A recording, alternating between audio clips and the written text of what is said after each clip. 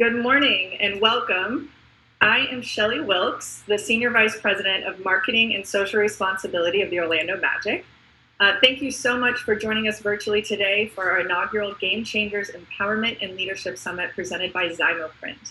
The Orlando Magic is committed to diversity, equity, and inclusion, and we created this virtual gathering in celebration of Women's History Month as an opportunity to highlight and celebrate the achievements of women in sports, business, and government, and inspire future female leaders.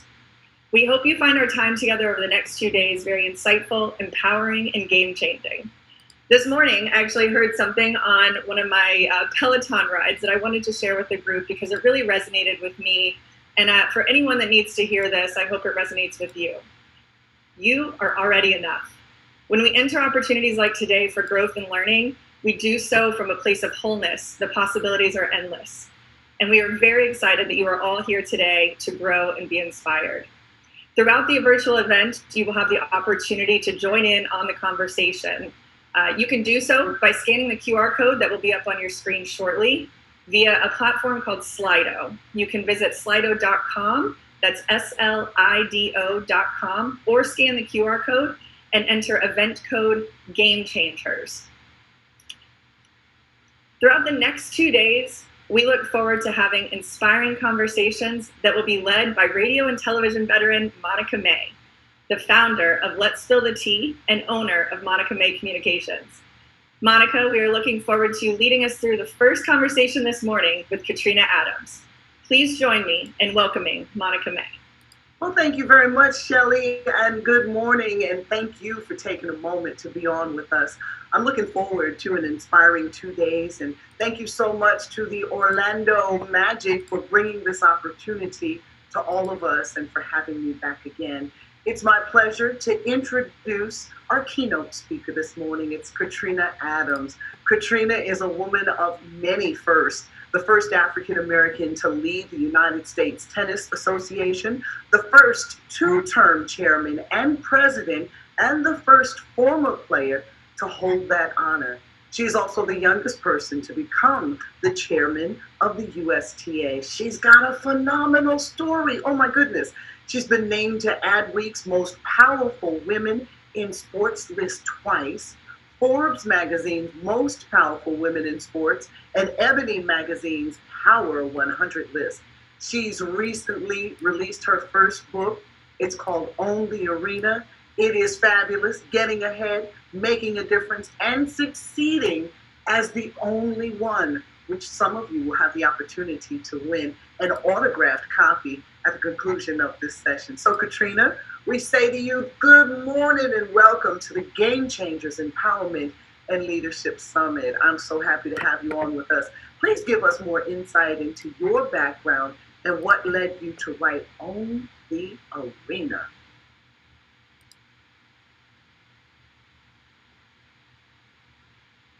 First of all, good morning, Monica, and thank you to all who have tuned in today for this Game Changers.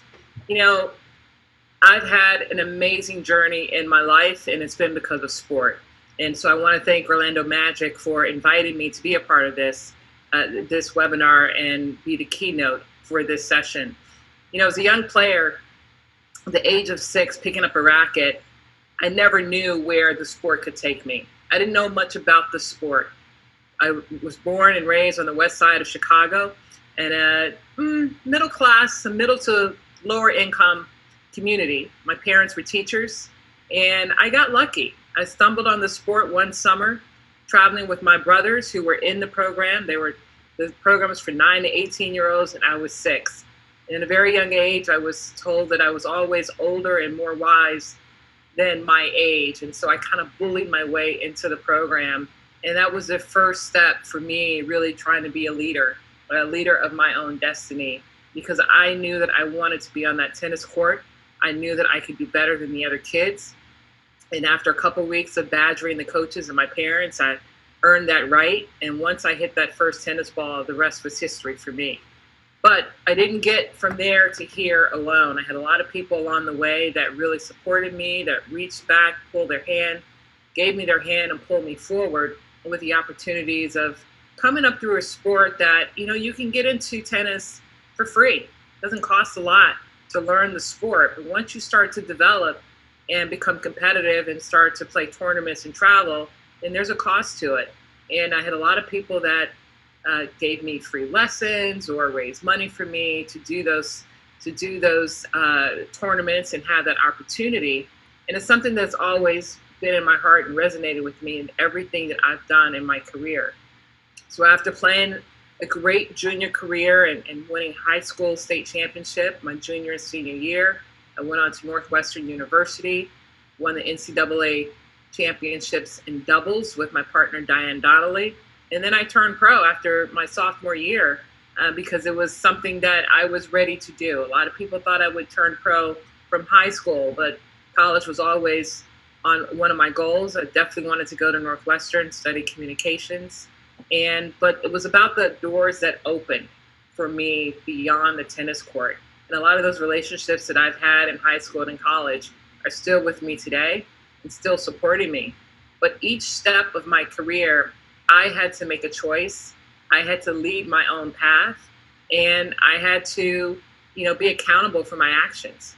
I knew that turning pro second year out of college was very risky, but I also knew that my talent was good enough to take me to the greatest heights of the sport, where I was able to win 20 doubles titles and got to the singles final once. But I traveled all over the world. I've made some amazing relationships with people. I've met some amazing business people, the entertainment world, the sports world, etc. But every step of the way, I made sure that I was recollecting what I had learned, the conversations that I had, making sure I followed up with people. It's about networking. And when you get into business, it's about networking. Being a professional tennis player, you're your own CEO. You are your own leader. You're your own boss. Although you have a coach, but guess what? You pay that coach, you hire that coach, and they ultimately work for you. So it's understanding how to make those decisions, knowing how to communicate, knowing how to embrace and receive direction. Even though it's slated to be an individual sport, it's still teamwork because you have to work with someone. My coach, my trainer, the person on the other side of the net that I'm practicing with. And those are all the things that I've had to deal with on the business side of my career. So once I retired, I became a coach and started to instill those things into the next generation of players. Fortunately, I became a commentator, something that I always wanted to do, continue to do that today, but I was the first color analyst and first person of color on Tennis Channel when they flipped the switch back in April of 2003, and I'm still an analyst with them today on occasion, and just thrilled to be a part of that community because, again, it keeps me in my sport, it keeps me with relationships with the other stakeholders of the game. And those are all the things that propelled me to kind of elevate on the business side of the sport in the end. So once I became a board member of the USTA in 2005, and I started to learn more about what the USTA did, that was an organization that really ultimately supported me throughout my junior career. They did a lot for grassroots tennis. They offered programs all around the country, grants, teams, etc., to give young players an opportunity to develop and grow into the players that we ultimately become. And it's not just the US Open. The US Open is what makes the money to fund our mission. And I really became enthralled and more interested in learning more about what we did, how we did it. And as I progressed over the years in the boardroom, then I decided that, you know what, I want to be the leader. This is something I want to have my footprint on. I want to have my imprint on. I want to be able to leave a legacy behind and to be able to have a say in how we are running our sport in America. Because I come through those paths, I had everything that it took to be able to now go back out and communicate and be accountable for our behavior and how we conducted our business and embrace diversity, equity, and inclusion. And that is something that I'm very proud of. And so those are a lot of the stories that are written in the book on the arena that we will be discussing, and hopefully that each of you will be reading along the way. There is so much that we want to cover this morning, but let's go back. to 2018, we want to start with that. That was a situation that went a totally different way. Totally different way. Let's open it up. The 2018 U.S. Open award ceremony that followed the match between Naomi Osaka and Serena Williams, that ended with Naomi winning after a very contentious scene at Arthur Ashe Stadium. And we know about Serena and throwing down and just, calling the referee, and I know that that's not his role, but yeah, he is, a cheater, and just, really being very emotional, and cost her the game. I want to talk about how you were able to navigate the aftermath of that situation and what you learned about yourself through the experience. Because on the podium that morning or that afternoon, you congratulated Naomi, but you began with let's just talk about the statement that you made. You knew from your heart where you were going with it, but it came out in a different way. Let's talk about that. Because for many, that's a defining moment that could, for some, have ended their career. Yes, no, absolutely. I open up the book clarifying the turn of events in that final and the aftermath, if you will. It's it's a very tough situation that I was put in, and I kind of missed the incident that occurred where Serena was penalized the game. I was, on my way down to the court side as Naomi had just gone up a break. She was up a set. So it takes a little while to get down. So as I walk out onto the court, kind of in a corner, before I even get there, I hear this raucous noise. I was like, wow, what it's like, it felt like a tornado or something, and people were screaming and stomping. And I'm like, what's going on? And when I get up, booing. They were even booing. Exactly. It was a roar that I had never heard before, not from that stadium in particular. And so, once I got out there and realized what had transpired, I still didn't know exactly what, because I didn't see it. I had to watch the video. But fast forward, at the end of the match and in the trophy presentation where here's this young woman who just won her first Grand Slam title, her first U.S. Open, who was the champion of the future, just in tears the entire time. And I was like, what is going on? But she really thought the boos were for her. She felt that people were booing that she won the match and that Serena lost the match, when in fact, it was really about all the incidents that had happened on the court. And it was a situation where here are two great players, someone who idolizes the greatest player of all time, and it has to end in this way with all the disruptions, partly because of Serena losing her temper, partly because of her passion, and she took it in a different direction than what was happening on the court, focusing more on her character and not being called a cheat and this, that, and the other, and really lost focus as to what was happening in the match. And so when I was delivering the speech and congratulating them both on a tremendous, 2 weeks of play and bringing their best to the final, and it was unfortunate that the outcome was what it was. The outcome I was referring to were the incidents, the interruptions on the court, the penalties, etc.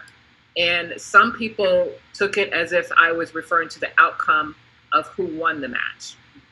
And that was concerning. I knew what I was saying. I knew what I felt, so I didn't think anything different until later, my phone is blowing up and Twitter is going crazy and what have you, accusing me, first of all, of being a racist because I was cheering for, thought I wanted Serena to win because she was black. And I said, have you looked at the screen close enough? Because both these ladies are black. So yeah, it was a lot. But standing there, and I got booed because before I even opened my mouth, when they announced the United States Tennis Open or Open Championships, and the crowd went crazy because they were blaming the tournament for what happened on. So I'm now about to speak with about 20,000 people, because I don't think everybody was booing, but I would say the majority of the 23,000 people were booing, and I'd never experienced that before either. So you can only imagine standing there and having to deliver a speech under that pressure, what that felt like. And I really contribute to the calmness, understanding, being a tennis player, being, with the back against the wall and having to stay calm in those situations. And my broadcasting background gave me the nerves to actually get the speech out and stand there and look like I wasn't sweating, but I really was sweating. That would have made anybody to sweat, and you would have seen it rolling down. But the aftermath from that is now haunting. You were losing sleep over it. You were trying to reach out to Naomi, tried to reach out to Serena. You were just trying to explain everything. Then to have to go on with Gayle King. Was that the next day? And a couple days later. Yeah, a couple of days later, and really have to explain again. This is the epitome of social media gone wrong. And that's exactly what it is. And that's something that can tarnish someone's reputation. But you handled it magnificently. You did. You really did. Thank you. I mean, everyone has an opinion and everyone thinks that they're right. And so I think that the beauty of it for me and the lesson learned is that, first of all, don't read everything on social media. Yeah. And you don't believe everything you read. And so I was able to really kind of overcome that. And I think also, too, I left the country literally like 3 days later, going to Davis Cup. And, it was a situation of, if you know that if you know your intent was proper and truthful and honest, then there's nothing for me to worry about. So the worry came from what everyone else was saying, not because of what I actually did or said. And so that's why it was important for me to reach out to Naomi and let her know, first of all, congratulate her again. And then, I didn't hear from her for a few days, and so I really got worried. That's nerve-wracking too. Yeah, but when I reached out again, they followed up immediately, and I had a conversation with her. And so at that point, it was behind me, and I was moving onward with my career and my life. Mm-hmm, mm-hmm. You mentioned networking, the importance of that. How would you tell a young player or a young executive to set themselves up to be able to network, to learn that skill? It's important to, not everybody has the confidence or the boldness that I have. And a lot of people are shy. And I actually am shy initially until I can navigate the room and know who's there and I have a plan. But it's really important to, first of all, be able to walk up to someone and introduce yourself. And when we have that ability, go back and walk up to someone again, introduce yourself and get into the conversation. If there's someone that you want to meet that is going to be at a location, make sure you Google them first, get some background, find out if you have any commonalities and common interests. And that's a way of kind of starting the conversation to relax a little bit and then get into the business ask that you might have, or asking someone for advice or to be a mentor or a sponsor. So it's really about doing the legwork first before you insert yourself into these different spaces. And I also loved how you said you're your own CEO. You really are. You are the master of your position. You own that, as in own the arena. You have to own who you are. No, absolutely. And I think, in the book, I start off with the 12 winning match points, and it kind of breaks down, I think, each message from each chapter that I wrote. But, you need to own your voice, don't be so shy and sitting back and not raising your hand or not speaking up. And particularly if you're in a room, and this is for the ladies, and when you're in a meeting and you may be the only woman or only one of two women in the room, or the only person of color, anything that's different, and you're speaking up, and someone starts to talk over you, and you have an idea, you just brought up something.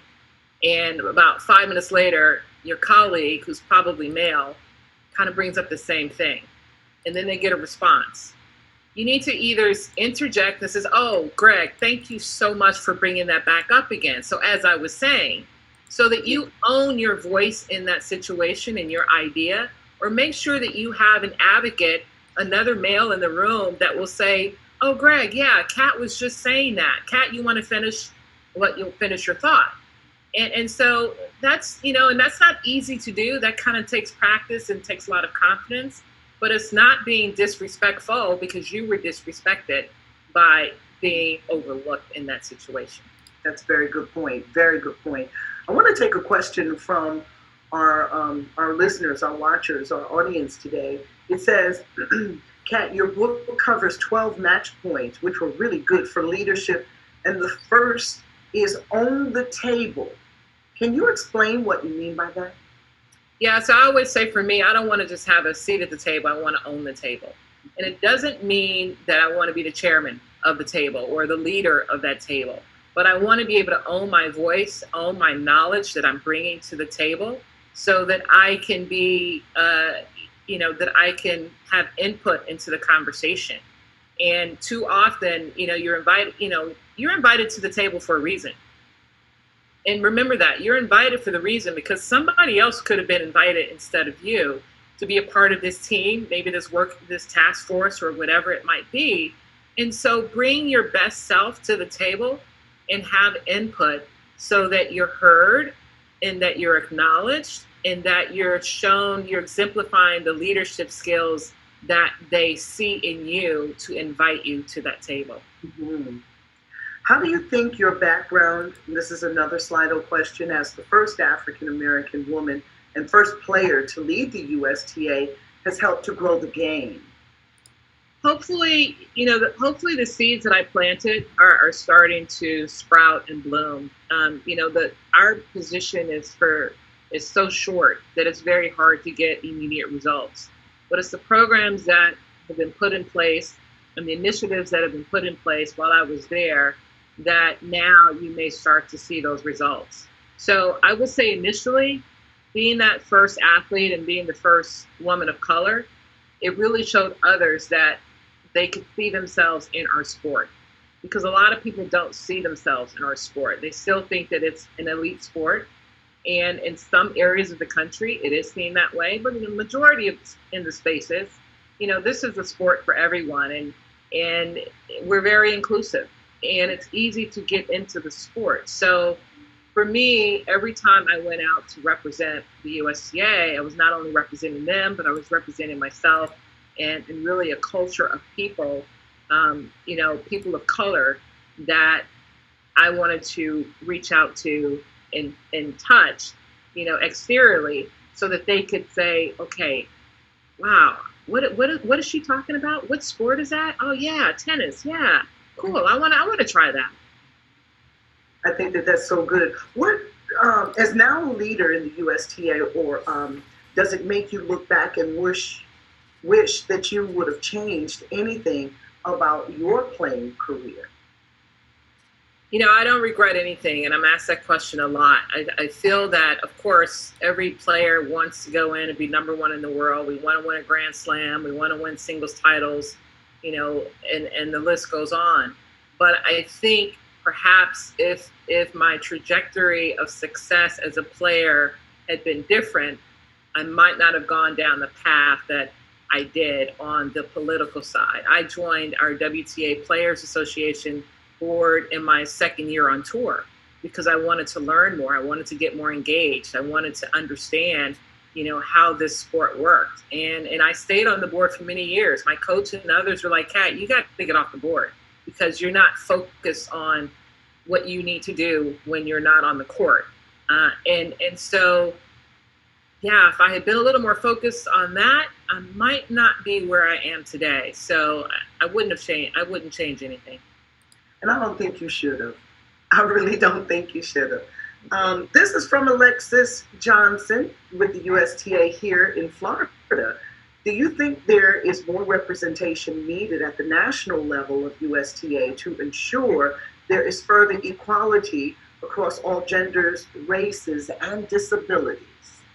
Yeah, I think in any business, we need to have more diversity in the staff, but we need to have it more at the senior level to really be able to impact and make a difference, because all of the women and people of color and Black people in particular that are there, you know, you need to have someone to look up to that you can aspire to be like, and to know that you are being respected. Not that you're not being respected now, it's just a different feeling. And I think when I was there, that's what I gave our staff.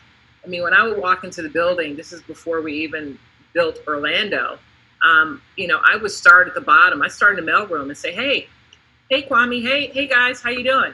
And I would walk the halls. So people would see me and know that I cared. I knew their names. I'd stop and have conversation. You know, they'd be on the phone. I would at least wave and go by. And I think that's what's needed in most industries, is that the leader is really making the staff, no matter what your ethnicity is or what your race is, making them feel like they're there and that they're heard and that they're seen. And that they matter. Yes. Mm-hmm. This is an anonymous one. What leadership lessons have you learned that you want to pass on? You know, I think it's really about preparation. I got that from being a tennis player and being prepared to go on the court, but I knew when I didn't prepare my best that my result probably wasn't going to be a good one. And so those are some of the things that I've learned even now, or continue to learn.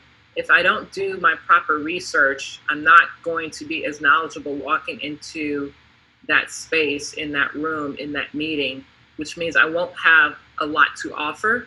I might learn something that day, but I'm not going to be able to offer anything. And I think every time I go into something, I want to be able to offer it. So part of the leadership is I have my 3 points. I say it's the ABCs. Mm-hmm. You have to be accountable and accessible. You have to change your behavior to the situation and be a little bold, meaning just step outside of your box just a little bit. It doesn't have to be crazy, but you have to go out on a limb sometimes and do something different or ask something different. You have to be able to communicate well and collaborate with others. And all of those combined, you know, really creates a great atmosphere of teamwork and leadership. Mm-hmm. So true. And again, letting people know that I see you, I'm expecting things from you. Those right. are the things, you know. And so you're not putting that shred of fear into them, but you're just letting them know that I'm expecting some things from you too. And that's that accountability. Another question from Slido is, can you give any advice to the men, the allies listening this morning, on how they can support other women in their organization? That's a good one. No, absolutely, because we need the men to be our allies, to be our sponsors, to reach out and bring someone forward. Because we only have, 7% of our CEOs in the Fortune 500 companies are women. It's not a lot. 2.6% global are women CEOs. And so we know that we have to build those relationships with our male counterparts, but we also know that we need them to bring us into the conversation more, bring us into the room more, bring us to the table more, so that we can show our skills. And so it's about communicating, learning who your staff is, and understanding what their talent is and how they are helping your company succeed.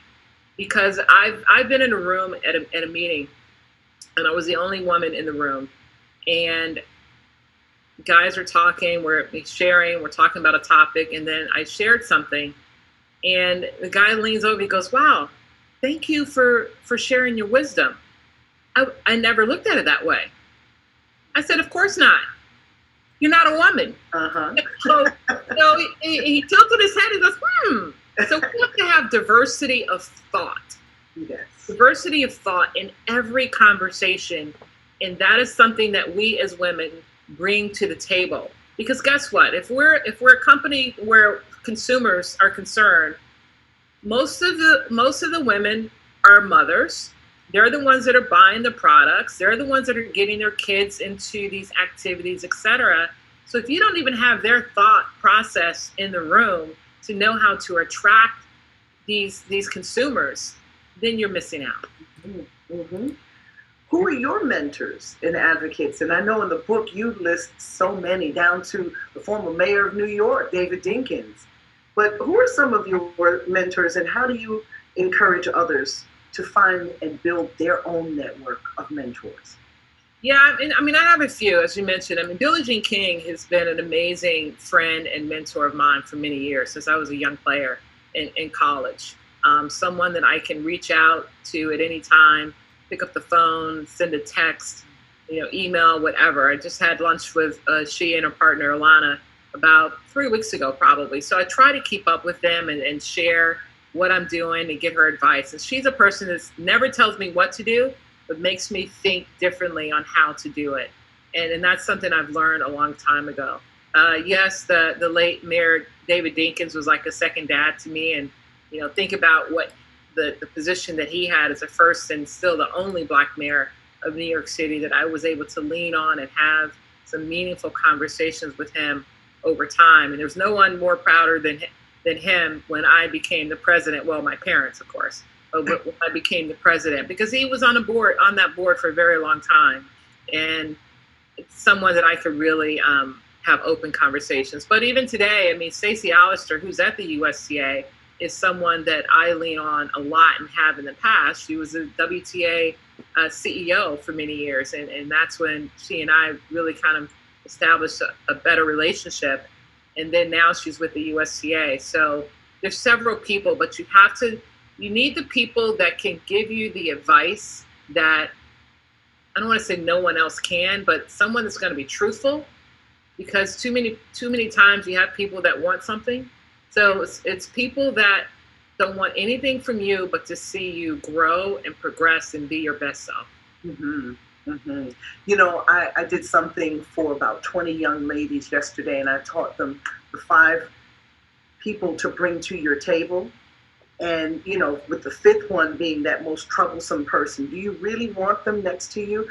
Learning those degrees of friendship, learning those degrees of mentoring, learning those degrees of who should stay in your life and who needs to leave. Those are important skills. There's a question from Isu Ma'an. He is with the Orlando Magic. He's our director of diversity. How did you learn to balance owning your voice without allowing your passion to become emotion-packed and become labeled as an angry Black woman? Well, an angry Black chick is what he says, to be exact. There you go. Isu and I go back a long way. We used to work together. Yes. So, it's something that I think I learned from my parents in managing my temper, if you will. I had a very bad temper on the court because I didn't like to lose a point. And so, but off the court, it was very different. And I was able to really curtail that anger and turn it into something positive. And Isu has seen me in these situations. But it's a matter of assessing the situation, taking a deep breath, and voicing my opinion. Because the thing is, where we get labeled as the angry Black woman, if my male counterpart says the same thing, they're brave, they're courageous, they're really knowledgeable. But angry Black woman or angry woman, period, we often get labeled that way. And yeah, sometimes we have to raise our voice and we get emotional because we're passionate about something. But it's making sure that after that rant, that we kind of follow it up with something softer in the approach to say, well, thank you for hearing me, or whatever that ending may be. But it's not about anger as much as it is about sharing our knowledge and our passion for something. Mm-hmm. And emotion is good. Yeah, it is good. And like I said, if a guy bangs his hand on the table, everyone sits up and goes, wow, he's really the authority there. if I bang my hand on the table, they're like, what is she bitching about? And that's, and that's just how it is. And it's unfortunate. When is the last time you had to negotiate for yourself, and how do women gain confidence in negotiating for themselves? I negotiate for myself every single day. It's a matter of what it is that we're going after. I'm going through some things right now, and it's making sure, again, that I'm prepared and that I can present my best self in those situations.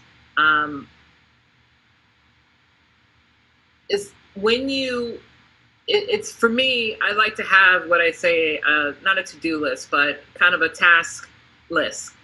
And when I'm approaching something, I want to make sure that I'm hitting those bullet points in what my delivery is going to be, or what the outcome is that I'm looking for. And that's the best way to state it. Mm-hmm.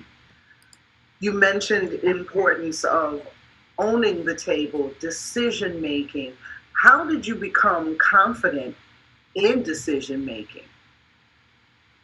My mom said I had it at a very young age. There's a chapter in the book called Baby Woman, and you can go from there of what that means. So she used to say, I don't know where you came from because you've been here before. Uh-huh.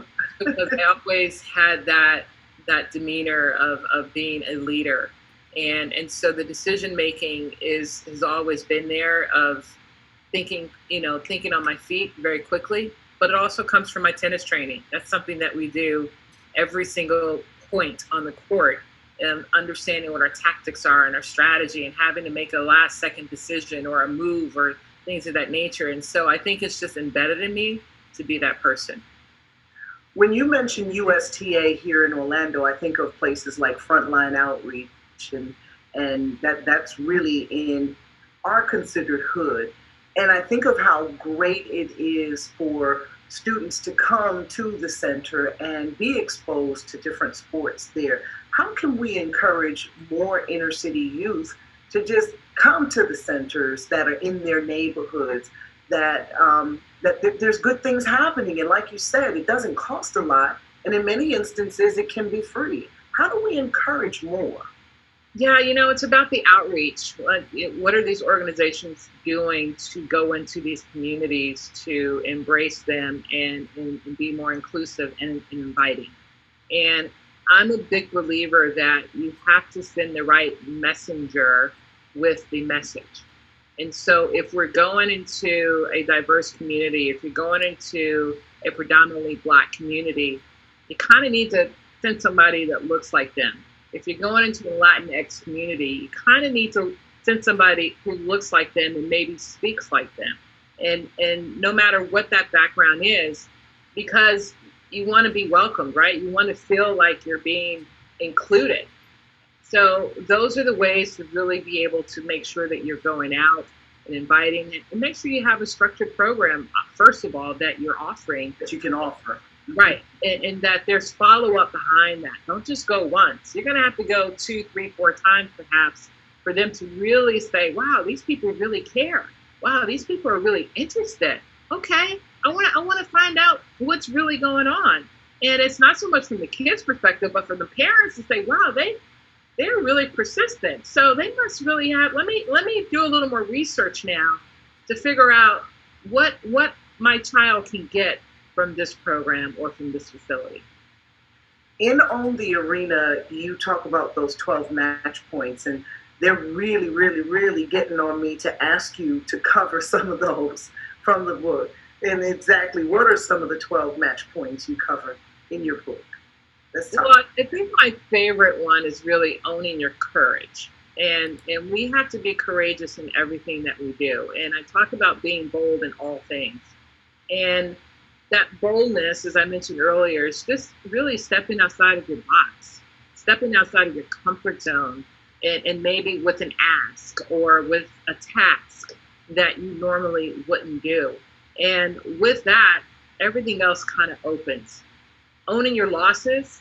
In tennis, we lose a lot more matches than we do win in winning them, but we learn from them because we always have to go back to the practice court, to the drawing board to get better, Same thing in business. If you don't get that deal, that contract, that partnership, what didn't we do, or what can we do better to make sure that we get the next deal?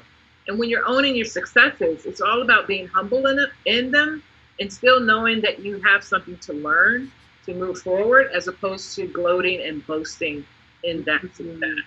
And one other thing I talk about, and we touched on a little bit about the network, but I have a personal board. And so it's about owning your network and owning your village and understanding the difference. My personal board are people that have different skill sets or expert skill sets that I may not have, that I can reach out to and lean on, kind of like a mentor, but not so much. Because if I'm working on something and maybe it's in, investments, or, I can go to my friend that's an investment banker or an expert in investments to let me know that I'm making the right decisions and so forth. Your network are the people that you're working with or colleagues in your field that you are learning from and trying to gather information. And then your village is really your family and friends. Those people, it says it takes a village to raise a child.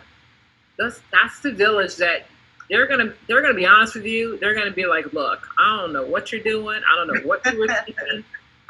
But those are some of the other match points that I reference. In chapter 11, you quote Althea Gibson and you say, no matter what accomplishments you make, somebody helped you. And that chapter is actually entitled Reach Back and Pull Forward. And I want to talk about the importance of giving back. How does that bless you? I was blessed by somebody reaching back and pulling me forward. And so I feel that it's my duty to do the same. And that's one of the reasons why I joined the Harlem Junior Tennis and Education Program here in New York. It's an NJTL chapter, because I grew up in a similar program in Chicago. So I know what that program gave me. And if I can succeed, so can so many others that I've witnessed. But to be at that program, to see these kids grow, and I've been there 15 years, and now I've got kids that are out of college, have their own family, and I'm going, whoa, I'm not that old. But it's seeing the fruits, that they have reaped, and how their blessings from the program have allowed them to mature and to succeed. Mm-hmm. The importance of diversity on and off the court, and being in that boardroom, and being that only woman, or that only Black person, or that only Black woman. How can you encourage Black women to really reach for that ceiling, try to push through it, and never, ever, ever forget where they came from, and that it's possible? How do you do that? What words of advice can you give sisters? No, it's important that, we have to be responsible in our actions, and we have to be accountable for them. And so everything that we do and everything that we reach for and strive for, it is possible, but we don't get there alone. And that's part of what that chapter talks about. There's someone that helped you get there, and you have to make sure that you are reaching back to pull the next person. But as you are moving forward and you're starting to break that glass ceiling, handle it with pride and respect, and know that it's your duty to make sure that someone else comes with you and that you're not alone. But it takes courage. It takes, sometimes I use the word bold a lot, but it takes a bold move or a bold action by you to go out on that limb, out of your comfort zone. And once you get out there and you succeed, you realize that, hey, this space is not so bad after all. And the only reason why the space is what we see is limited is because we don't see enough people that look like you out there. And so you sometimes say, well, I want to test the waters, but the waters might be too deep, and because there's no one else there. But if you go out there and you realize that the water is still pretty shallow, then you get comfortable and you're building even more confidence in yourself to give you that push to keep going forward. Or to jump in that deep end. Yes. No. But you have to jump in deep end sometime, and you have to swim for it, because We are sometimes on an island by ourselves in these meetings, in these rooms, in these spaces. And we have to be able to push the water aside to get through and rise to the top. Mm-hmm. That's a good way to put it. I like that analogy. Thank you. Anonymously, this question comes to us. Girls by the age of 14 are dropping out of sports at 2 times the rate of boys. How do we continue to grow youth female participation in sports? Yeah, it's a tough one. As long as we have the right programs in place that we're mentoring these young ladies to stay in our sport, it's getting even more challenging today because of social media, because of all of these other exterior distractions that our young people are finding themselves entertained by. But we are in a society that health should be our number one priority, and we have to get our young boys and young girls active at a very early age. I don't care what sport it is, whether it's tennis, basketball, whether it's just running, getting active. And so they can start to build their confidence in themselves by being fit and having that endurance. But to keep them in our sport, we also have to be able to have other outlets. We can't be too rigid with them. We have to show them that this is fun. First of all, it's got to be fun. And so that they can meet perhaps their lifelong best friends in these sports and in these activities. And also be able to show them the outcomes, potential outcomes that they can have by staying in the sport or in that activity that is helping them improve in their schoolwork, just their focus and their ability to make decisions, on a dime. That is so cool. What responsibility do women in the industry or company have to support each other? What's our responsibility in terms of me supporting you supporting Shelly, and why is that important? Or is it important? Well, if you buy my book, then you're supporting me. So there you go. It is very important that we are supporting one another. I get emails all the time from women all over the world, either asking to be a mentor or to share some best practices with them because they may be struggling in their own industry, in their own arena. And so it's important for the communication to continue. It doesn't just stop at this conversation. It's really, how can I help you further? Thank you for having me. How can I assist you? And it's a chain reaction as to what that means and how we're bringing other women into the space, into that business arena, to have the opportunities to be seen, to be heard, and to share their own knowledge. Sitting at a table, I'm sure is going to be some people that would be those number fives in your life, those ones that you want to keep pushed back. How do you manage sometimes the hostility that you may feel just bringing your presence into a room? That's a difficult one. Feeling the hostility, I'm sure. Has that ever happened? No, I'm just saying, I'm sure it's been there, but I have too much pride and too much confidence to let anybody bring me down. So I go to every room with my head high and my shoulders back, with my stride or my strut, as people call it. And yeah, you hear comments or the sly remarks or what have you.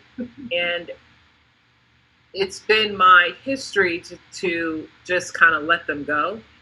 But I think 2020 has allowed us to be a little more vociferous and make comments and bring people to their knees politely by acknowledging, I hear you, or I heard you, and that's wrong, or that's improper, or that's incorrect. And it is our duty to have to voice the truths. And because people say stuff on the sly and don't even realize how harmful it could be. Words matter. Yes, words do matter, and we're learning more and more every day that they matter. And I don't think there's any harm in letting someone know that you heard them in a nice way. because I'm not here to pick a fight. I'm here to, get the job done. I like that. Do you feel that being the first of so many things shadows your true talents? I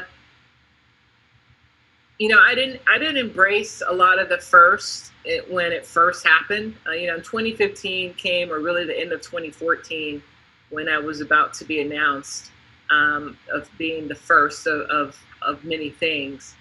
I never recognized that because I don't do things for the accolades or for the acknowledgments. And so as I look back and start to reflect on many things that I've done, which is what this book allowed me to do, is like, wow, I didn't realize that, or I didn't look at it that way. I didn't think of it that way. It also lets me know that, okay, I don't want to be the only one. I may be the first, but we got to get a lot more in here. Or how do I make that happen on whichever level it may be? And because if it doesn't happen, then sometimes your success is for naught because you didn't pave the way for the next group of people. I have so many more questions for you, but I think we're going to we've got a chance to give away a couple of your books, so we're going to do that right now. Can y'all clap it up for Katrina Adams, and can you go out and get that book, Own the Arena? Own it, own it, own it, own it. Yes. Yeah. We're going to turn back over to Shelly. Thank you so much. That was a wonderful chat. Thank you, Monica. You're great. Thank you. Thank you so much to Monica and Katrina. That was an amazing conversation, and I hope that you all took as much away from it as I did. As you mentioned, representation matters, and you both are amazing representatives of opportunities for women in both of your fields, so thank you so much. If you've not had the opportunity to pick up Katrina's new book, Own the Arena, Getting Ahead, Making a Difference, and Succeeding as the Only One, we have the opportunity right now to win an autographed copy. All you have to do is go to Slido. Again, you can scan the QR code. You can go to the website, slido.com, and enter Game Changers. And then all you'll need to do is there will be a question that will pop up. You just need to enter your name and email address, and you'll be randomly selected. We'll have 5 winners randomly selected, and we will mail you out one of those books. So thank you again to Katrina and Monica. As we mentioned early on, we don't want this conversation to just be the beginning. In order to continue to inspire and empower one another, we've started a Game Changers network on LinkedIn, and we really encourage everyone to join. You can scan the QR code on your screen that's about to pop up, and that will take you directly to the group, or you can search Game Changers Network by the Orlando Magic on LinkedIn. We hope to see you there. We'll continue to post resources, opportunities for all of us to network together and to get to know one another. Right now, we're going to take a short break before we get into our Shattered Glass panel. We have amazing speakers coming up, phenomenal women in their fields. That conversation will also be led by Monica May, and we hope to see you back here in just a few minutes.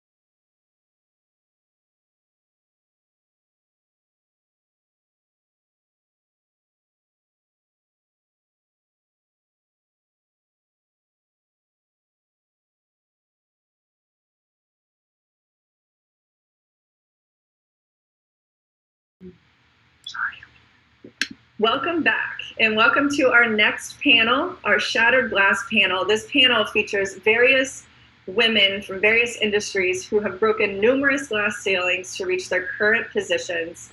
I am so happy to welcome each of them today to discuss their unique experience and provide inspiration for female leaders. These are just such phenomenal women. I am so lucky, and we are all so lucky to be able to have them here with us today. I'm going to go ahead and introduce each of our panelists. And then we'll turn it over to Monica May, who will lead us through this discussion. First up, please welcome Congresswoman Val Demings from the U.S. House of Representatives for Florida's 10th Congressional District. Second, we have Rosalind Durant, our Senior Vice President of Walt Disney World Operations. Jamie Faulkner, the President of Business Operations for the Chicago Blackhawks. Cynthia Marshall, a CEO for the Dallas Mavericks. And Sarah Thomas, the first female NFL official and the first woman to ever officiate a Super Bowl this year. We would like to welcome back Monica May to lead us through this conversation. Wow. When she said we were assembling a wonderful panel, I could not have thought that it would be any better than this. There is power in this room. I'm excited to be a part of this summit with the Orlando Magic, and hopefully you were on a little bit earlier to get the nuggets from Katrina Adams. I'll start off with some questions for our panelists, but I really love it when you join in too. You can do so by scanning the QR code. It's on your screen right now. Or you can visit slido.com, that is SLIDO.com, and enter the event game, which is hashtag GameChangers. Representative Demings, let's go with you. First of all, thank you so much for your lifelong commitment to serving the residents of Central Florida, first in the Orlando area as police chief, and now as a member of the U.S. House of Representatives. During your 27-year career with OPD, you were named Orlando's first female chief of police, and you were able to reduce violent crime by more than 40%. You did so many things. What unique characteristics, however, did you bring into that role to help implement such great change? And do you think being a woman helped you make those changes more effectively?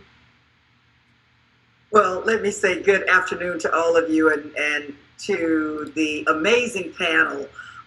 Congratulations to you and happy Women's History Month. Monica, is always good to see you. You know what? I believe, and I say it often, I believe women make good leaders because women are like great quarterbacks. Quarterbacks have to have the ability to see the entire field. They have to know where everybody is, what the responsibilities are, and then make that decision based on a lot of variables that are going on. A lot of times I believe men can have tunnel vision. Women, we're just so good at seeing it all. We're good at playing as a team. We don't mind giving credit or sharing the credit. Sometimes I think we could do a better job in realizing our own strengths and abilities because those should be recognized too. But we're great communicators. We're good listeners. And I think we're master, accomplishers in getting it done. And so at the Orlando Police Department, I took over when crime was at an all-time high. You know, being the first woman, imagine the stress of that. But I chose not to focus on the crisis. I chose to focus on the opportunity, bring our team together, give some very clear direction, knew everybody's strengths and weaknesses, what they brought to the table, and we got it done. And so once women understand our own talents, skills, and abilities and start believing in ourselves, we are unstoppable in terms of what we can accomplish. And then we can't be afraid of failure either. You know, look, if you fail, get up and get back in the game, learn from the lessons, and get it done. So Monica, thank you so much for that question. Yes. Sarah, I want to come to you, beautiful lady. Super Bowl 55 in Tampa was something that we all were waiting for. She is a baddie. All of these women are baddies, all of them. She's a mom and a baddie on top of that. But Sarah, I want to ask you, you're the first woman to officiate in a Super Bowl and had many firsts along the way. But what do these firsts mean to you, and do you ever feel the pressure of being the first? I just have to say thanks for that question and this amazing panel of powerful women. I'm truly honored. And Representative, I just have to tell you, I love the analogy of football and the quarterback. You're exactly right. And I've never compared women to that, but it is so true. It is so true. And I will answer this question that I had no idea that in 2007, there was still a first that needed to happen in the world of football. That was just in college. 2015, we're just talking about a few years ago that there was still a first that needed to happen. I never thought that there would be a first and that I would be her. I just never went through life thinking just because I'm a woman, I need to break this glass ceiling. I just know that, like she said, us women can do it all. And so I just never thought that the gender was a reason that should hold me back. Yes, being a first, if you talk to any first, they didn't set out to do it to be the first. They did it because they truly loved what they were doing. Someone took notice in that, and then you have the first. I try to pull forward other females in the right direction, not to do it for the recognition of being a woman, but seeing their talent and their merit. Just because they're a woman just doesn't matter to me. I just want to continue to pull them forward because they're deserving of it, not because they're just a woman. That's right. That's right. Cint Marshall, thank you so much, Sarah, for that. But Cint is the CEO. She went from the boardroom to an NBA CEO. This is major. She comes from Richmond, California, from the housing projects there. And so, see, I relate to that because I'm a New Yorker from the projects there. And you don't have a lot of exposure and not a lot is expected. But if you have good guidance, you're going places. So, Sid, I wanted to ask you this. You created a 100-day diversity and inclusion plan to address representation in leadership at the Mavericks, going from no women in permanent leadership positions to a current leadership team that is almost 50% women and 47% people of color. Why and how did you prioritize this? How can other organizations follow in that path? Thank you for that question. And it's just good to be on this panel and hear what all these bad sisters. I just love it. Okay, so, and you're right, I came here from corporate America, 36 years with AT&T, and so when I got that call from Mark Cuban, and he told me what was going on, and I ended up accepting this job. My first meeting, there were all men at the table, all white men at the table, and so I knew initially what had to be done. I had to diversify the table, because I learned a long time ago that there is a true business case for diversity. If you are going to be successful, you got to lay out a plan, and it has to include a diverse group of people around the table. So I just did a few things. It's real simple, and we did it together. I laid out a vision, and the vision that basically said we were going to set the global standard for diversity and inclusion by the end of the year. In a discussion, we would set the global standard. I'm very competitive, and so I meant for us to set not just a standard here in Dallas, but globally. And then I laid out a set of values, and those values spell craft. They're right up here in my office. Character, respect, authenticity, fairness, teamwork, and safety. And we focused a lot on fairness. In fact, pay equity was the first thing I focused on. The first thing I asked our CFO, give me a list of everybody's salaries, top to bottom. I need to know who's doing what. And so we made some adjustments.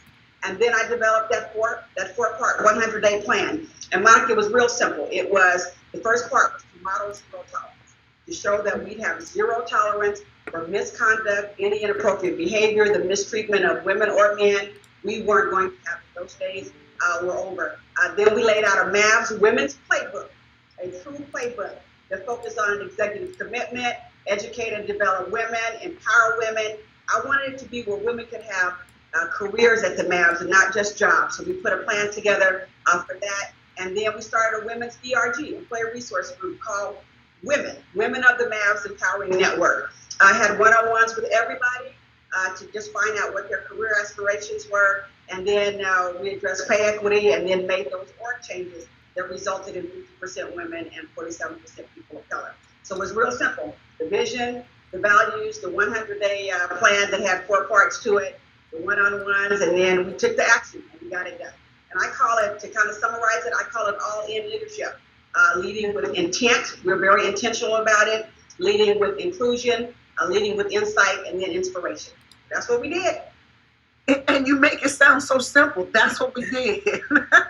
Well, you just have to do it. You know, you got to do it. You know, women are strong. And a congresswoman who is just truly my hero. Congresswoman said earlier, I mean, you have to play to people's strengths. And we have strength as women. So there's no way we're going to have an organization and not really uplift and empower women. That's what we have to do if we want to be successful. If we don't want to be successful, then we could have kept doing what we were doing. But March, we needed some changes, and so we got it done. All right, Sid Marshall, CEO, Dallas Mavericks. We're going to move to Jamie Faulkner. She comes from I call it a dual household, because her husband is the executive VP for the Chicago Cubs, while she is the president of business operations for the Chicago Blackhawks. Jamie, prior to becoming the CEO of the E15 group, you took an 8-year break away from the workforce to stay home as a mom. Now, I told you, these women are baddies. They're moms, they're wives. As a mom to 3 young babies, what did that time mean for you as a mom, and how did you know you were ready to pursue such a big step into the role at E15? And you might want to share with everyone what that E15 group is all about. Well, thank you guys so much for having me. I feel like I want to be taking notes, because Cynthia, I'm now starting the journey that you just walked, so I might have to call you after this and get your plan. And I do believe mentorship is so important for women to be successful in the workplace. So if you had asked me when I was in college if I would have ever left the workforce to be a mom, I would have said no way. I was very career-oriented, very driven. Started my career in professional services. I was at KPMG, working my way up aggressively to become partner. And then I got pregnant with my daughter, had my daughter, still planned to come back. And after 3 months of maternity leave, just looked at that kid and said, I'm not ready to go back to work. I want to stay at home. I was very lucky and grateful to have incredible partners that were already mentoring me, and actually all males, to be honest, who were very supportive when I left. And I was like, I'll be back in a year. I'll be back in 2 years. And then I had my second baby, and then I had my third baby. I did work a little bit for KPMG. They came back to me at some point and said, hey, would you work any amount of hours for us? We've got projects. We'd love to have you involved. And at the time when I had, 3 under 4, the age of 4, I was ready for a little bit of brain activity. But I never regretted my decision. I think, I've always known who I am, what my values are. I don't think I realized how important for me being present for my kids would be, especially because my husband was in sports at the time. He was actually we were in Dallas. He was with the Dallas Stars and the Rangers. They had the same owner, so he was gone all the time. So we needed somebody to be present. So I was willing to make that sacrifice, and having the opportunity to stay in the workforce was great. When we moved to Chicago for my husband to take the job with the Cubs, I actually started having some clients that ended up sitting across the desk from the company that asked me to come build E15. And E15 is a strategy and analytics group for professional sports teams. So we spend most of our time working on hospitality, driving tech strategy, driving fan experience. I was ready to go back to work. My kids were old enough for me I hadn't really missed anything in their lives. We were going to settle down in Chicago. And again, I had really great mentors that I was able to call on that said, you can do this. You're capable of doing this. Don't forget how good you are. And, to the ladies' earlier points, they were like, and if you mess up, you're going to mess up. We all fail, right? That's how you learn. You're going to be better and better. So I was really encouraged, not only by my husband, but by these great mentors that I had kept in touch with when I dropped out of the workforce to come back. And honestly, it's amazing. It's like riding a bike. I just got right back into the saddle and didn't miss a step. There were some things I had to learn that maybe changed from the 8 years that I had been out, but all the same skills that we bring to the table, our critical thinking skills, our collaboration skills, probably were sharpened by having to stay at home and manage a crazy household as a mom. But I jumped back in and then have been flying since. And now here I am at the Chicago Blackhawks about 3 months in, and setting a course, no different than Cynthia. We've got mostly white males at leadership, and I'm going to be very intentional about making change here. So to all the moms out there who aren't sure how to balance, you definitely can do it, and you just have to be confident in making the choices that are right for you and your family.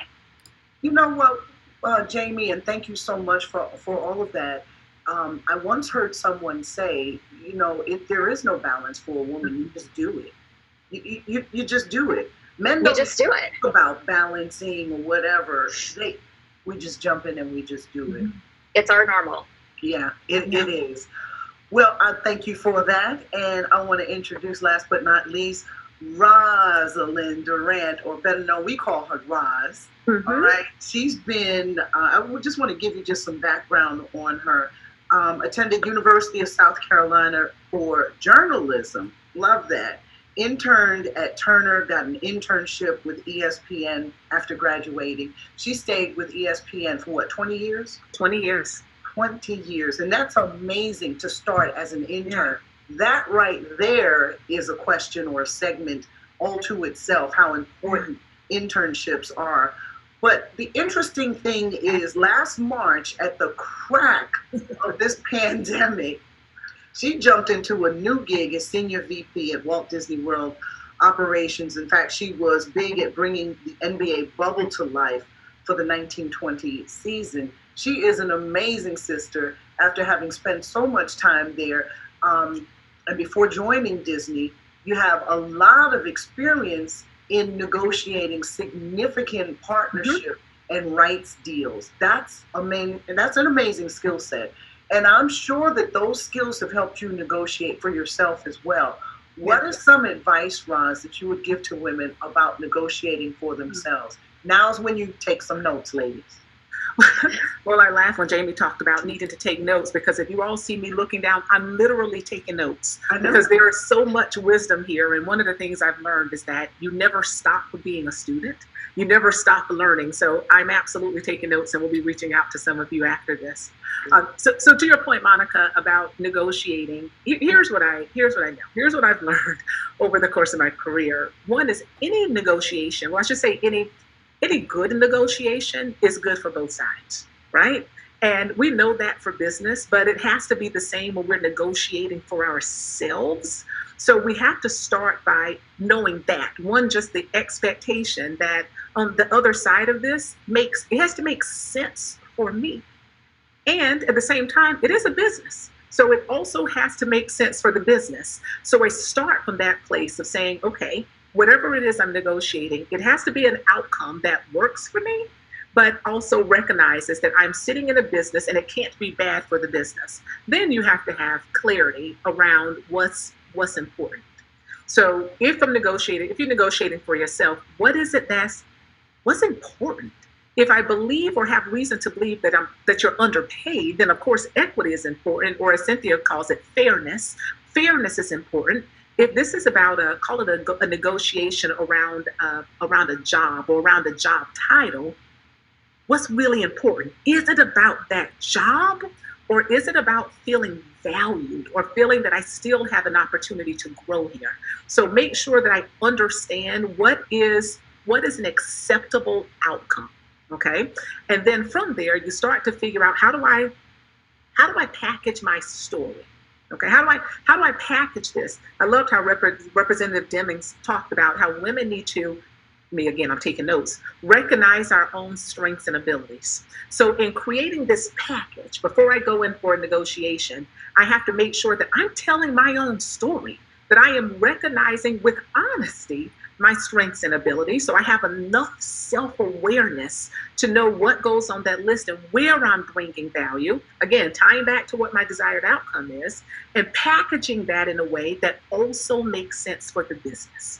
And once I have that story crafted that tells my story, my strengths and abilities, and why this makes sense for me and for the business, then ladies, then you pull your shoulders back and you go in and you know that you earned the right, you deserve to have this conversation.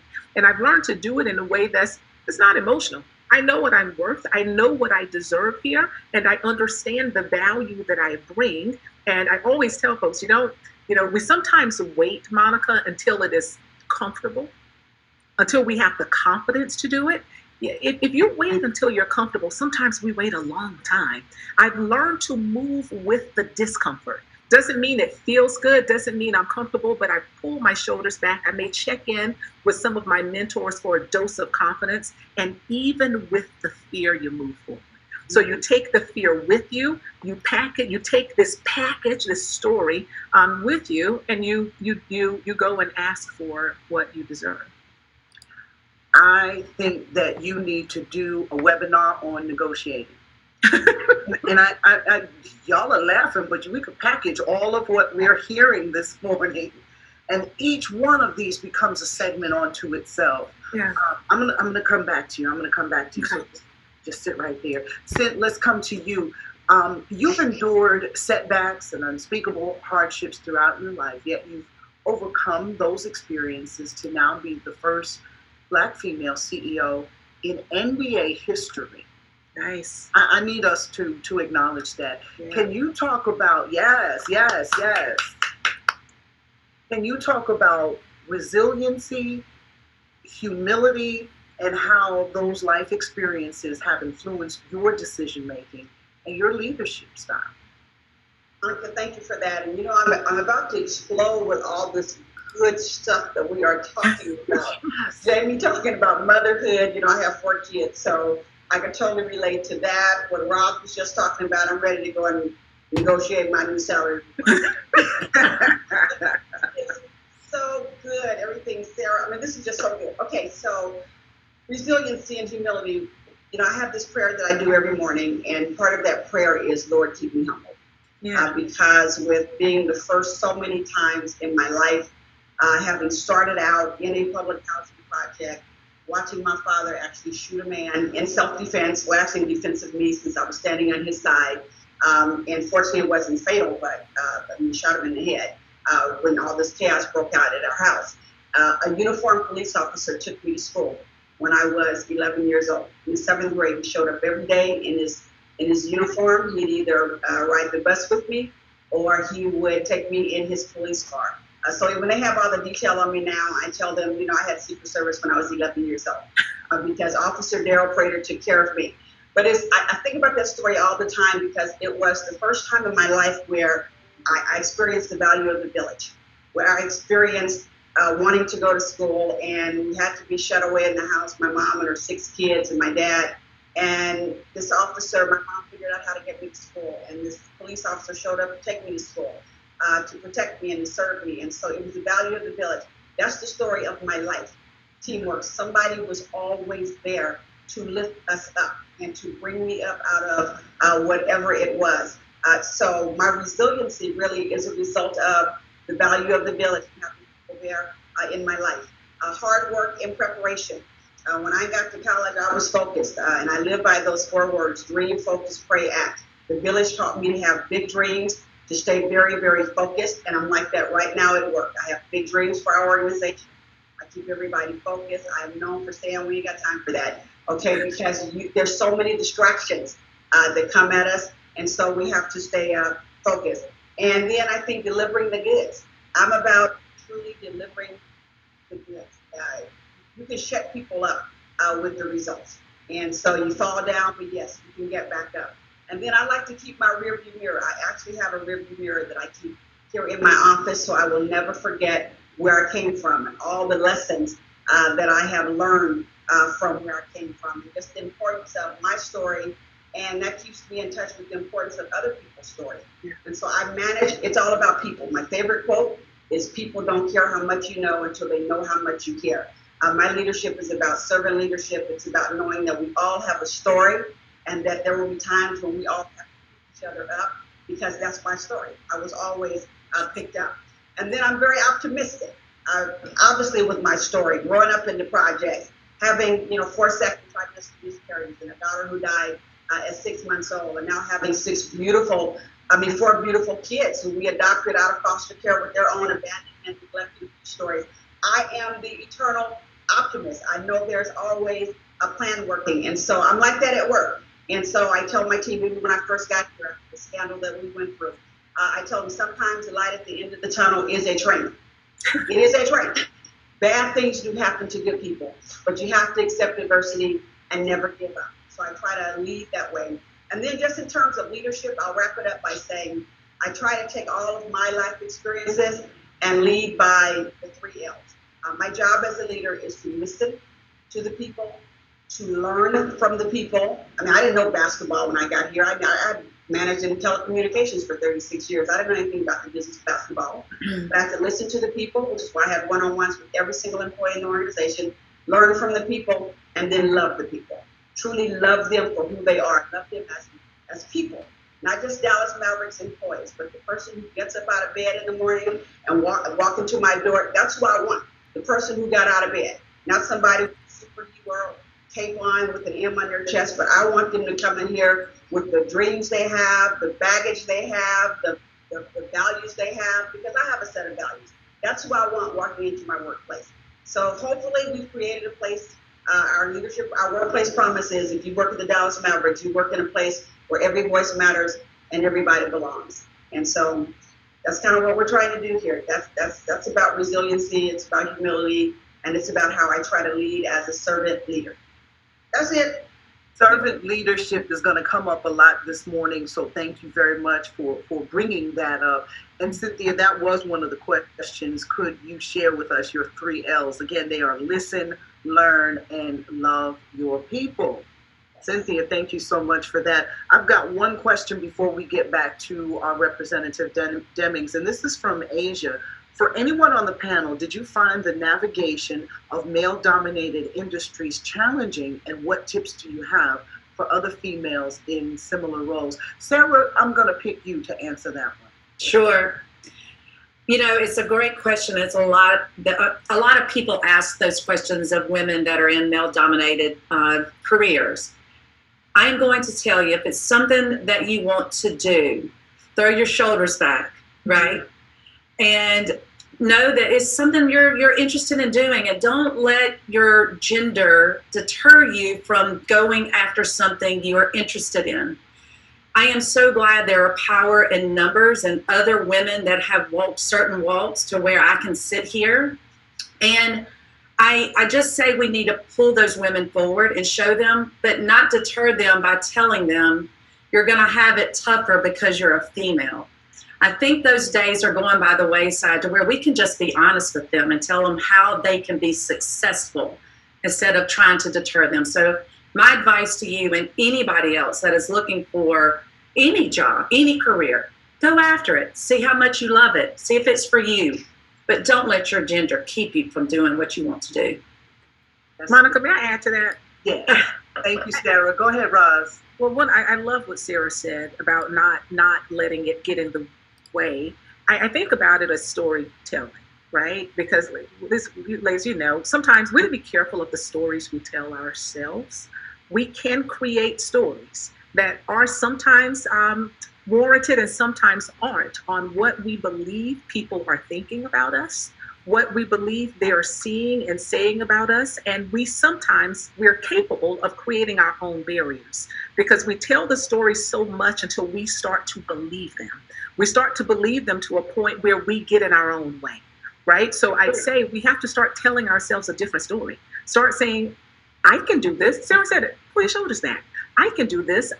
I am good enough. I know what I need to know. And let me make sure I take the time to make sure all that is accurate. So if anything is in the way, it's not me in my way. It's not my willingness to listen. As Cynthia said, it's not my willingness to learn, but I take the time to listen. I take the time to learn. Then I create a totally different story where I say, I too can be successful here because I know enough. I've taken the time to make the right connections. I'm not going to assume that the boys don't want to talk to me and share with me and play with me. I take the time to reach out if they're not reaching out and pull them in and do the work to set myself up for success. Now, if I do all of that and I'm not growing and I'm not succeeding, then there's a different question. Is this culture able to accommodate me? So let me first start before I take myself out of the game and make sure that I'm at least telling myself the right story to set myself up to be successful even here. Mm-hmm. Yeah. You know what I sometimes call it, though, too, ladies, is just rewinding that tape. Yeah. There is a tape that constantly plays that has been programmed for us, not often by us, at an early age. So we just have to keep rewinding that and refining it. So thank you very much, Roz and Sarah. Representative Demings, as a member of the CBC and the Women's Caucus, what advice can you give to women and minorities who want to enter public service? Explain the importance of diversity in our government. Can I just listen and learn? I know, right? You're going to listen and learn from you too. I am just so blown away by what everybody has said, because I see myself and I hear myself in all of you and your stories. But we need to talk a lot more, don't we? Yeah. Cynthia, I appreciate you talking about diversity.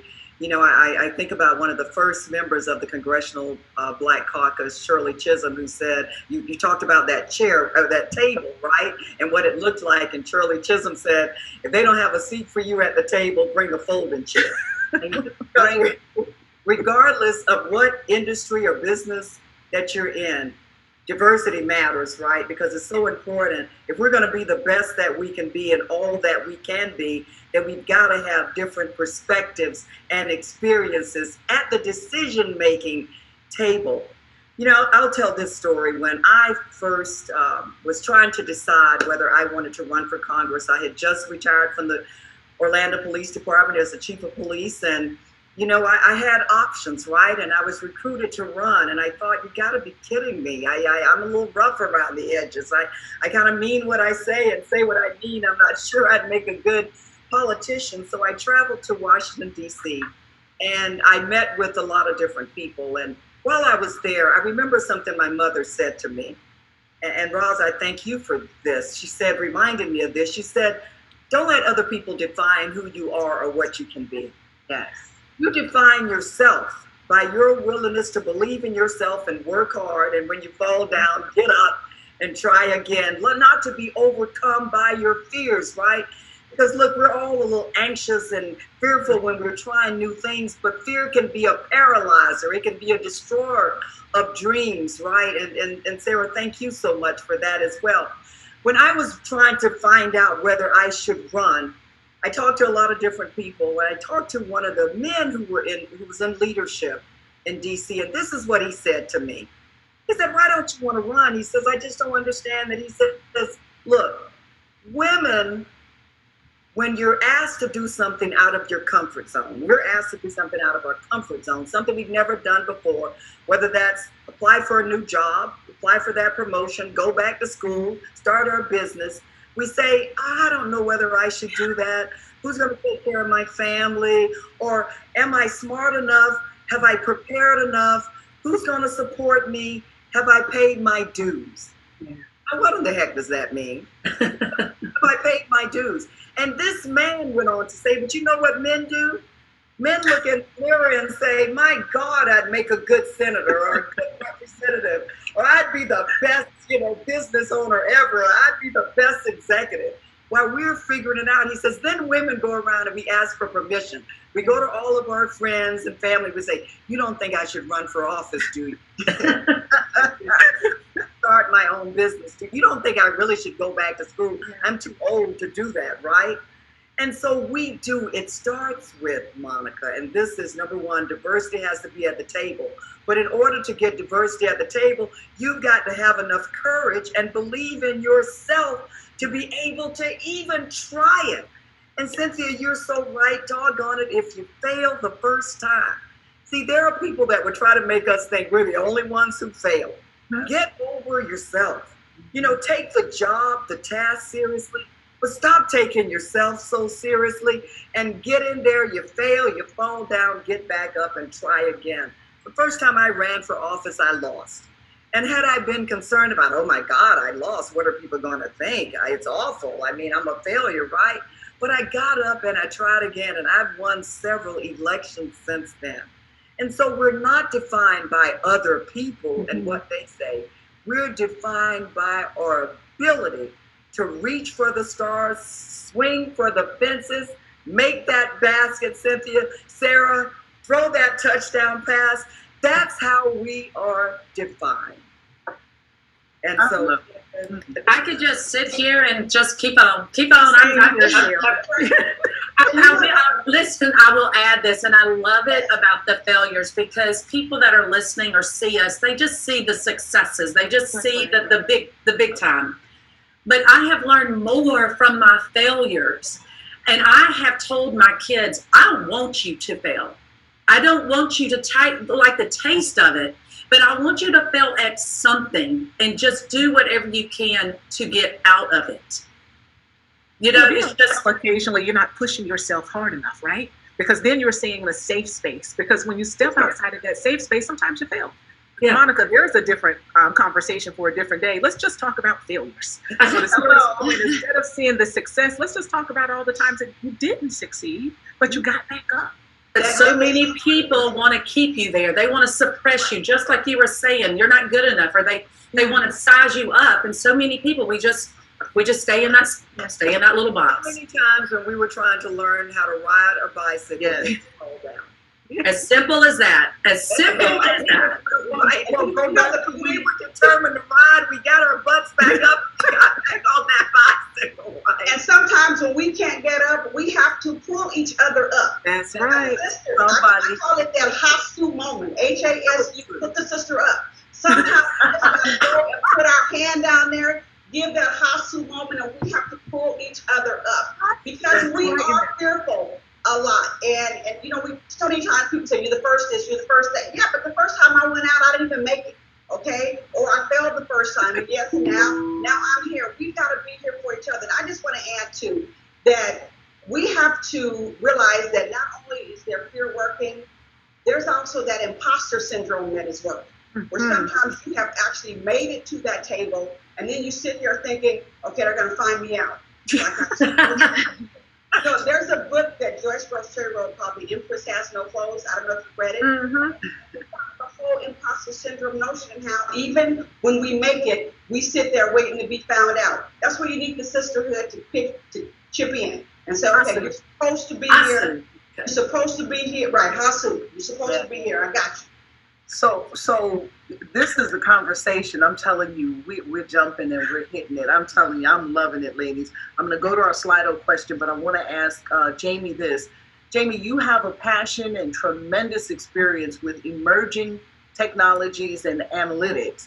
How do you think we can continue to develop more women to go into those roles? Well, I love this question, and I'm going to tie it back to something Roz said about the stories that people tell.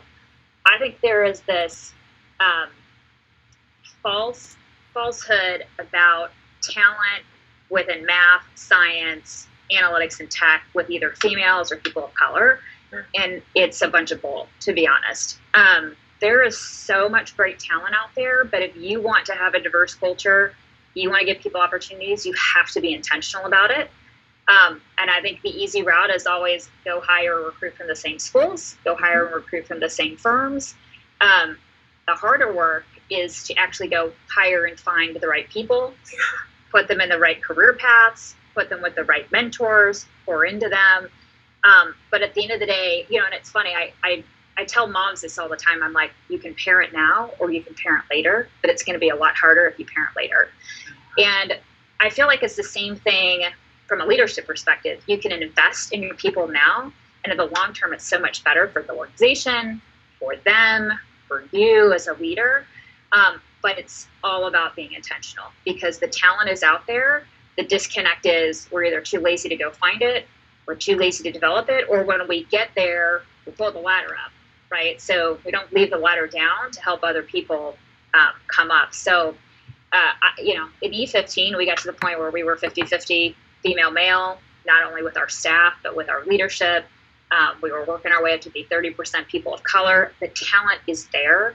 And they're incredible once you get into the organization, if you pour into them to develop them. So, I tell everybody, like, be intentional when you go hire, be intentional when you lead, be intentional how you develop, and you'll have a great diverse group, and they'll follow your lead and they'll do the same thing. And then it just becomes easier for everybody.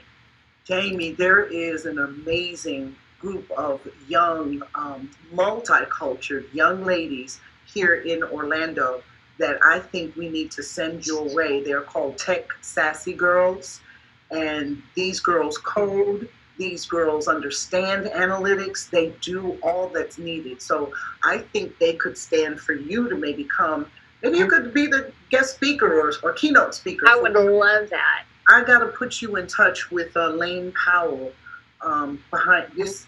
Amazing, because we do exist. We do exist. The talent is there. It is incredible talent. We just, we need to be intentional about finding it and getting it and developing them and giving them opportunities. Jamie, stay right there. How has the woman you are influenced your children and your families? And how have the family you created influenced you?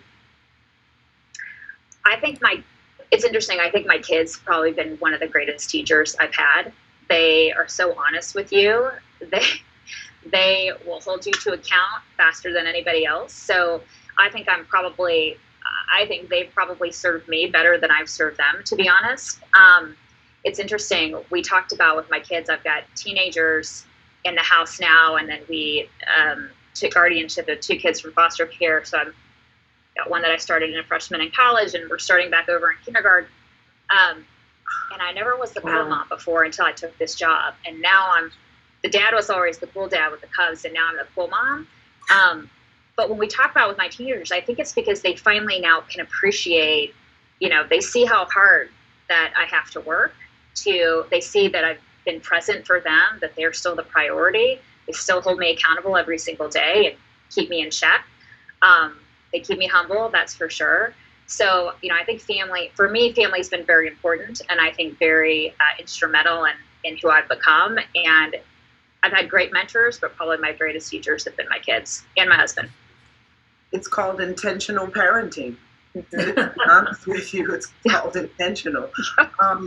Wow, I can't believe the time is going so fast. Roz, real quick, you have led multiple teams. I'm just saying I'm going to ask the question quick. Go ahead, do your thing. You have led multiple teams over your career and have been with Disney now for a little over a year, starting 2 days before everything shut down. Who'd have thunk? What are the most impactful leadership lessons that you've learned along the way, and how has your leadership style grown over this past year? So first, I got to find a way to bring in my favorite new acronym, HASU. I don't even know how it fits the question, but I want to say it as many times as I can. I wrote it on 2 different pieces of paper just so I never forget HASU. So here's I would tell you.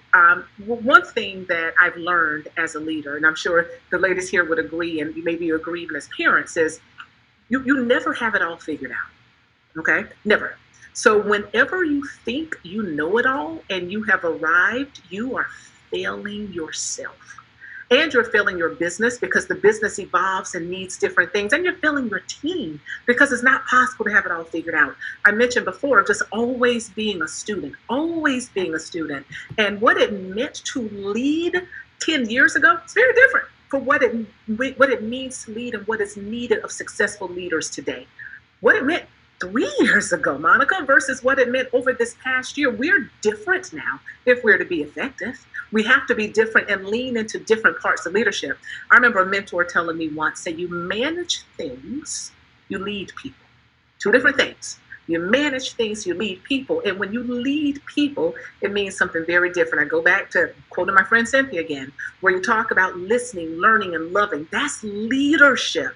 That's what it looks like. That's what it needs to feel like.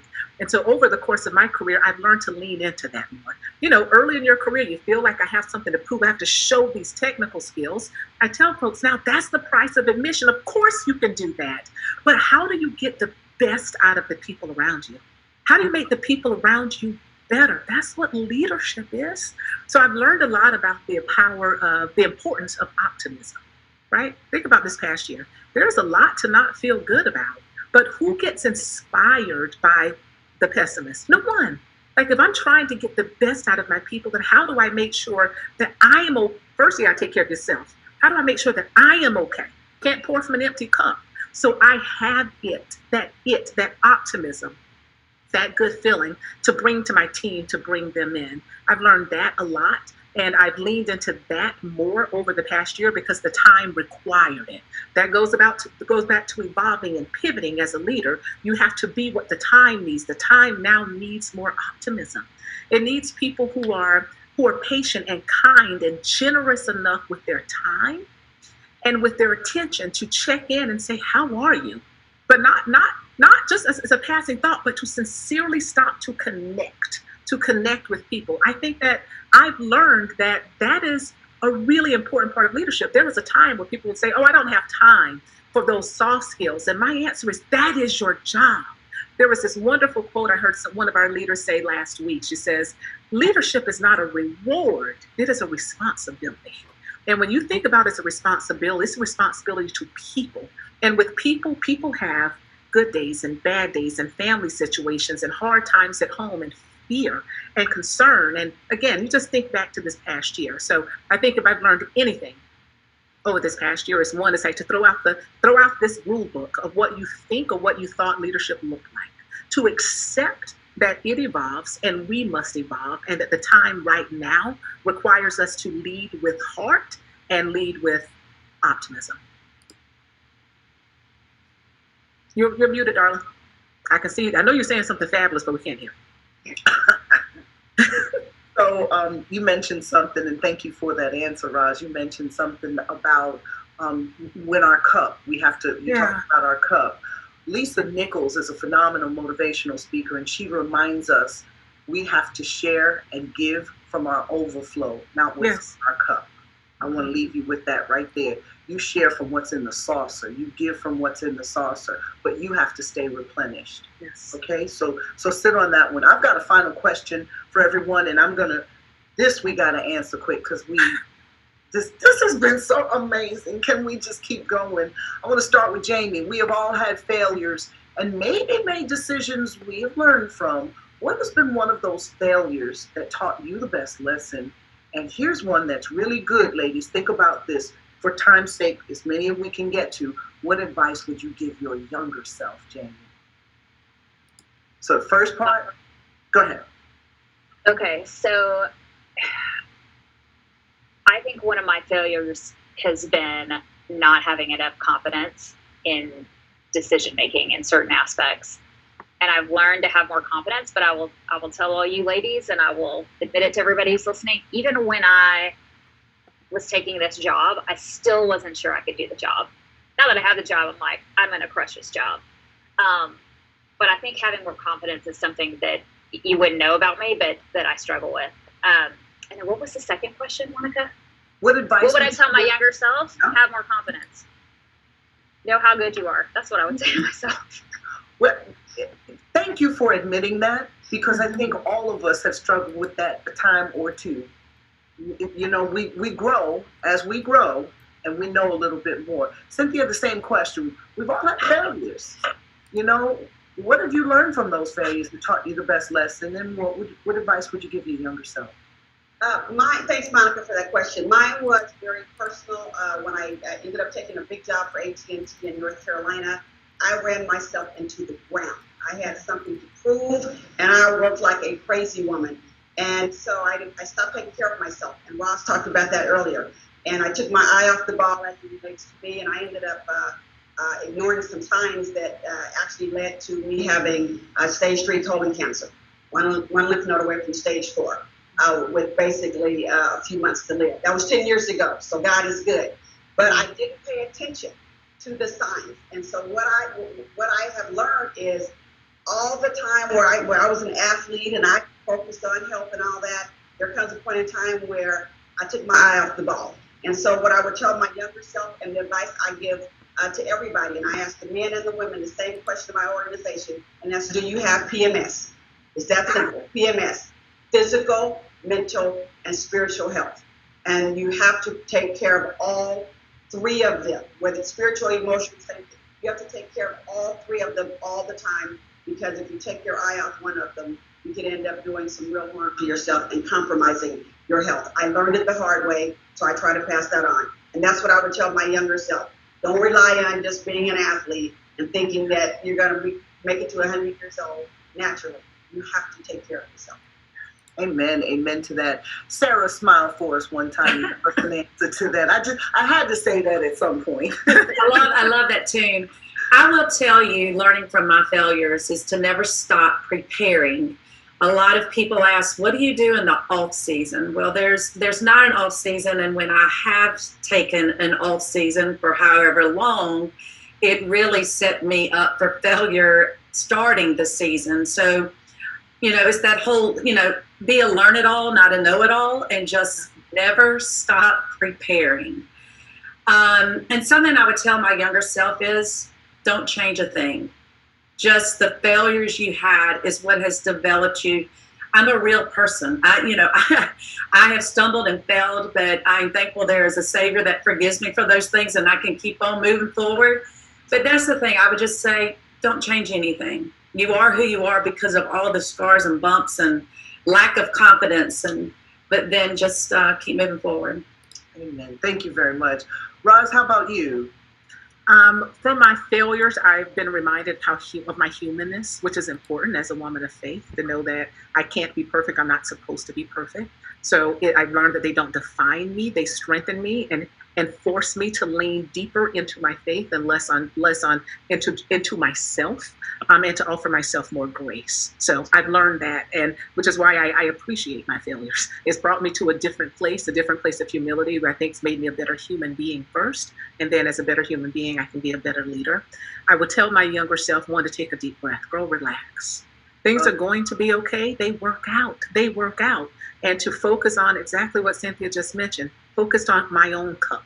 I think I poured too much from my cup and depleted it without being thoughtful about replenishing it, and to your point, pouring from the saucer. Ooh. Representative Demings, I'm going to leave that to you. Oh, thank you, Monica. Okay. We can have it all, but we don't have to do it all. And back to what Cynthia was saying, I remember when I was first appointed chief, I had a vision, I had a plan, but I felt like I had to do it all. I had to know everything. I didn't have to know everything. I could have better utilized the amazing team around me. What I would say to my younger self is, put your mask on first. There's a powerful lesson in that, right? I spent a majority of my life protecting and serving, but I couldn't protect and serve anybody if I did not take care of myself. And that means the complete person, constantly feeding the mental, the spiritual, and the physical me. And you put your mask on first, so you can do all of the amazing things that God created you and me to do. Thanks, Monica. Yes, that's wonderful. And again, don't forget about that cup and that saucer, ladies. We need to share and give from our overflow and not from what's in that cup. Take care of yourselves, ladies. What I've learned this morning is that you can build your own resiliency. You can gather that from your village, from your tribe, from your counterparts, from the women who are around you, from the men who are around you. We deliver results. Women deliver results. We don't have to question anything. We don't have to ask for permission any longer either. We can go in there and we can do it, knuckle down, put your head down and get it done. But we can also utilize the 3 L's. And that's listen, learn, and love. Take who you are very seriously, and others will also, and there's nothing that you cannot do. Ladies, thank you so very, very much. This was so impactful, so powerful.